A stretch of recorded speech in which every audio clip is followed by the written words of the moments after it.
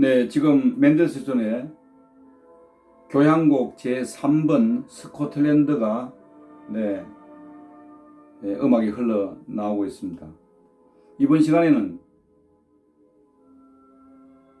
낭만파의 위대한 음악가 맨델스존에 대해서 이야기를 해볼까 합니다. 맨델스존은 1809년 독일 함부르크에서 유태인 집안에서 출생을 했습니다. 할아버지는 계몽주의 철학가였습니다.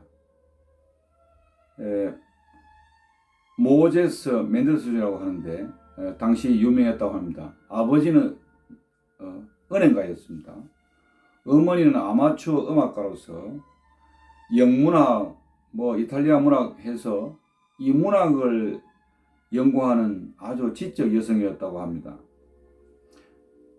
맨델스존은 이 부유한 환경에서 태어나서 경제적으로나 정서적으로 풍족한 어린 시절을 보냈다고 할 수가 있겠습니다. 2살 때 베를린으로 이사를 갔다고 합니다. 그래서 이사를 가서 음악과 그림을 배우고 예능 방면에 뛰어났다고 합니다. 특히 의학에도 뛰어나서 여러 분야에서 재능을 보였다고 합니다. 또 여러 악기를 많이 배웠습니다. 여러 악기를 다루고 당시에 여러분께서 잘 아시는 괴테와 절친한 음악가였던 첼트라는 사람이 있었는데 이 첼트에게서 음악 교육을 잘 받게 됩니다. 따라서 맨델스존은 9살 때 피아니스트로 데뷔를 하게 됩니다. 그리고 10살 때는 또 작곡을 잘하게 되었습니다. 그래서 많은 사람들을 놀라게 했습니다. 17세 때에는 섹스피어 희곡에서 이름을 딴 한여름밤의 꿈, 이 부수 음악을 썼습니다. 여기에 나오는 행진곡이 있는데 이 행진곡이 여러분께서 결혼식 때 자주 듣는 결혼 행진곡이 되겠습니다. 퇴장할 때 많이 연주를 하고 있죠. 그래서 이 결혼 행진곡은 오늘날까지도 결혼식 할 때마다 많이 연주를 하고 있습니다. 맨델스존은 부유한 환경 덕분에 많은 혜택을 입은 사람입니다. 맨델스존은 가정 전속 오케스트라가 있었습니다. 가정이 부유하다 보니까 전속 오케스트라를 둘 정도였습니다. 그래서 이 오케스트라를 이용해서 작곡을 하고 또 가정음악회를 개최를 했습니다. 그래서 가정음악회를 통해서 작품을 발표도 하고 그래서 자신의 재능을 갖다가 마음껏 펼칠 수가 있었습니다. 또 맨델스존은 당시 수시로 유럽의 각국 여행을 할 수 있습니다. 그래서 이 여행을 통해서 작품을 쓰는데 큰 도움을 얻게 됩니다. 저 북쪽 스코틀랜드부터 시작해서 남쪽 이탈리아에 이르기까지 가보지 않은 곳이 없을 정도였다고 합니다. 그래서 각국 여행할 때마다 받은 그 인상을 음악을 만드는데 또 여러 가지 아이디어를 창안하는데 큰 도움을 받았다고 합니다. 아까도 말씀을 드렸습니다만은 유대인들이 대체로 그랬습니다만 맨델스존은 히랍어, 이탈리아어, 영어, 프랑스어, 라틴어 이 의학의 언어에 능통했다고 합니다.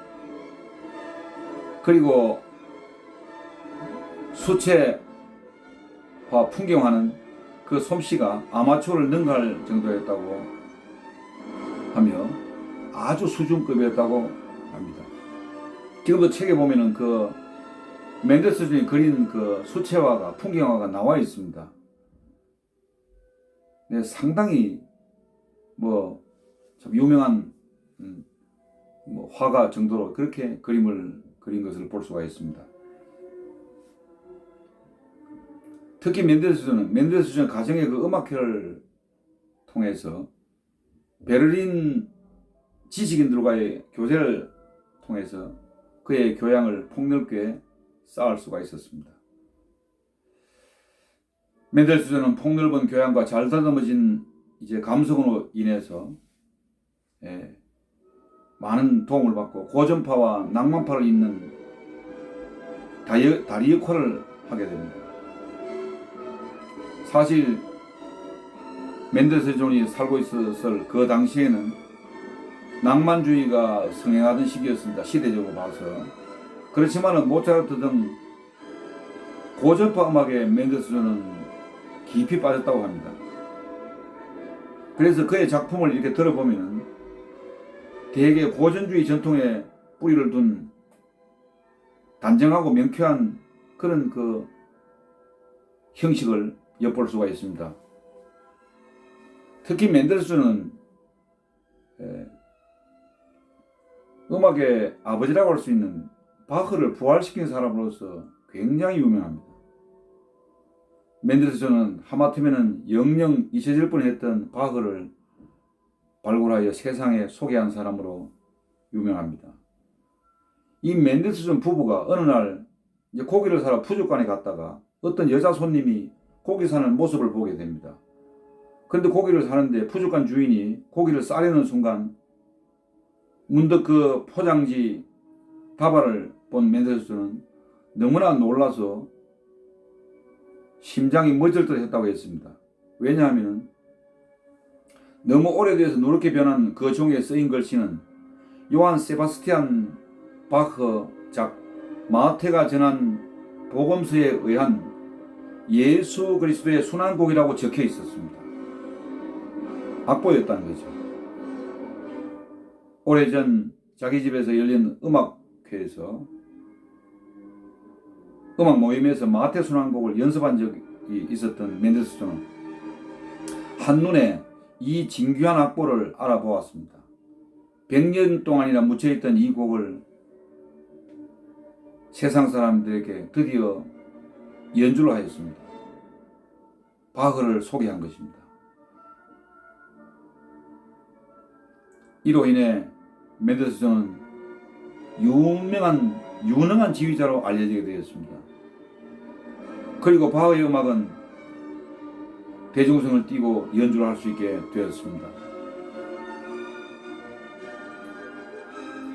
베를린에서 지휘자로 활동하던 멘델스존은 한 번은 아버지의 권유로 베를린 음악협회 감독직에 지원했습니다. 그러나 낙방을 하고 말았습니다. 그 이유가 뭐냐면 나중에 알아보니까 유대인 때문이라는 것입니다. 자기가 유대인이기 때문에 실력은 있었지만 낙방을 하게 됩니다. 베를린 가문에서 종교까지 기독교로 개종을 하고 독일을 사랑하고 음악을 사랑했건만 유대인이라는 이유 하나만으로 낙방을 하게 된 것입니다. 이에 실망한 멘델스존은 이제 베를린을 떠나게 됩니다. 베를린을 떠나게 되어서 유대인에게 비교적 너그러웠던 라이프치히라는 도시가 있습니다. 이곳으로 가게 됩니다. 그는 라이프치히에서 전통 있는 게반트하우스 관현악단 지휘자가 됩니다. 지금도 게반트하우스 오케스트라는 세계적으로 유명합니다.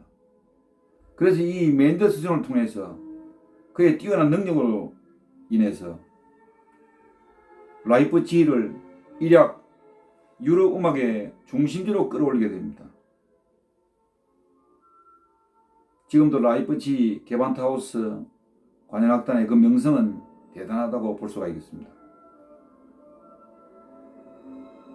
1847년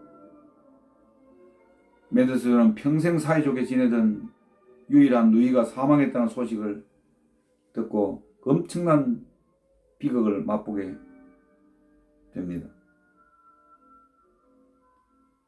이 누이가 죽었다는 소식에 상심한 나머지 멘델스존은 시름시름 앓다가 결국 병으로 세상을 떠나게 됩니다.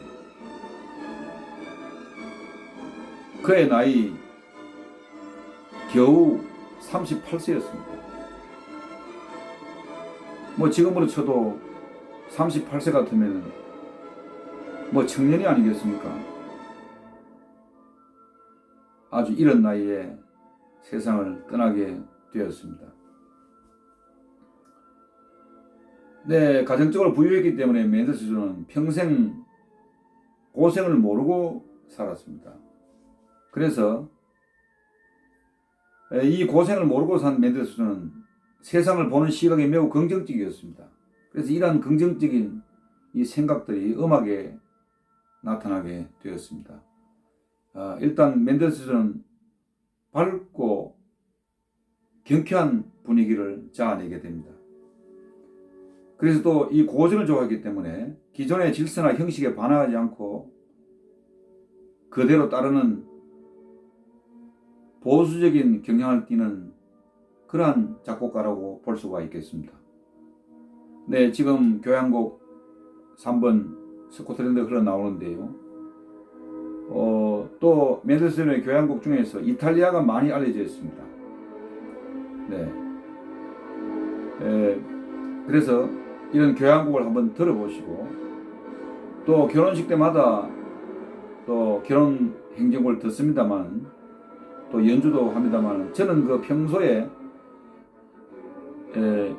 이 결혼 행진곡을 들으면 뭐 결혼식과 관계없이 굉장히 음악이 정말 그 관현악의 색깔이 대단합니다. 특별하게 이 멘델스존은 관현악의 그 빛깔을 참 잘 입힙니다.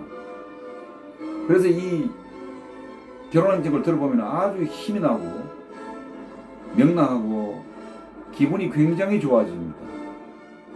네. 그래서 이 멘델스존은 그러한 음악적인 그 특성이 있다는 것을 아시고, 네, 멘델스존의 음악을 가까이 하는 이러한 기회가 되었으면 좋겠습니다. 네, 멘델스존은 정말 위대한 음악가입니다. 오라토리오도 쓰고 참 많은 수많은 작품들을 썼습니다.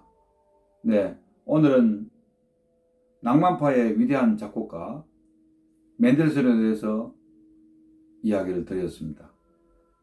네, 앞으로 저는 이 역사에 남는 위대한 작곡가들을 계속 이렇게 연구도 하면서 여러분들께 소개를 드릴까 합니다. 네, 이것으로 멘델스존 이야기를 마치겠습니다. 다음 시간에 또 찾아뵙겠습니다. 안녕히 계십시오.